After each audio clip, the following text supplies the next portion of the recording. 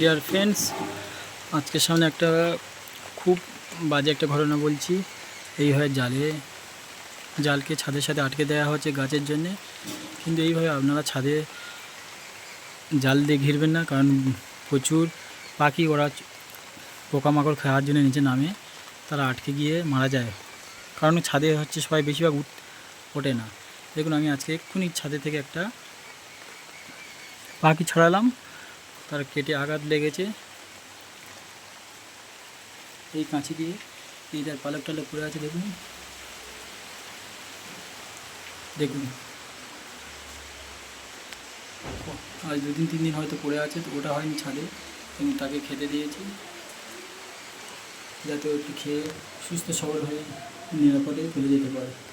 দেখুন কত আঘাত লেগেছে, দেখুন ঠিক করে দাঁড়াতে পারছে না। আর প্রচুর বাইরে বৃষ্টি হচ্ছে, যার জন্য আরও বেশি ভিজে গেছে, আরও বেশি হয়ে গেছে।